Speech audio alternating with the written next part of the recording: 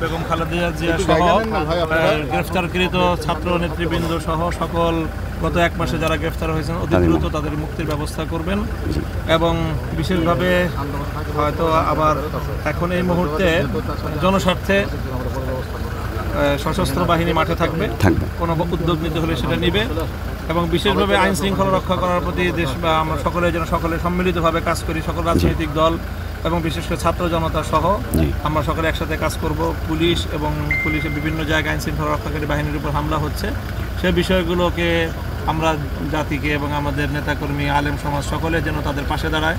এই মুহূর্তে কোনো যেন প্রাণহানি না ঘটে, জানমালের কোনো ক্ষয়ক্ষতি না হয়। কতদিনের মধ্যে অন্তর্বর্তীকালীন সরকার হওয়ার আলাপ হচ্ছে? সুনির্দিষ্ট কোনো হয়নি, খুবই অল্প সময়ের মধ্যেই হবে, এটারই আলোচনা। এর মধ্যে মূল বড় বিষয় হচ্ছে হলো যে আন্দোলনকারী কোটা সংস্কার বিরোধী আন্দোলন, কোটা সংস্কারের যে আন্দোলনকারী যে ছাত্র সমাজ, তাদের যে একটা কি প্রস্তাবনা হয়, তাদের বক্তব্য কি সেটাকে গুরুত্বের সাথে ওনারা কাউন্ট করবেন।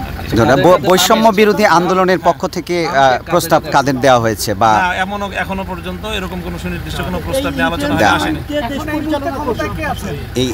এই সময়ে দেশকে পরিচালনা করবেন প্রেসিডেন্ট। ধন্যবাদ। দেশে এখন প্রেসিডেন্ট দায়িত্বে আছেন। সশস্ত্র বাহিনী এবং আইন শৃঙ্খলা রক্ষাকারী বাহিনী প্রশাসনকে সহযোগিতা করছে। টাইমলাইন কি দিয়েছেন কবে কেয়ারটেকার গভর্নমেন্ট বা একেবারে এটা টাইমলাইন হয় নাই, আলোচনার মাধ্যমে যা 2-1 দিনের মধ্যেই হয়তো আসবে আশা করছি। আপনারা কারো নাম প্রস্তাব করেছেন সরকার? না, এই ধরনের কোনো আলোচনা এখনো হয়নি।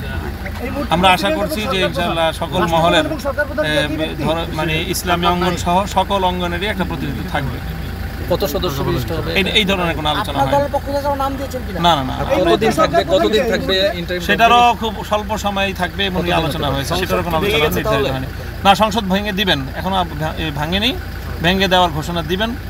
রাষ্ট্রপতি হয়তো আজকে রাত্রি জাতির উদ্দেশ্যে ভাষণ দিবেন, সেখানে বিষয়গুলো আরও ক্লিয়ারলি উনি বক্তব্যে আসবেন। ঠিক আছে, ধন্যবাদ।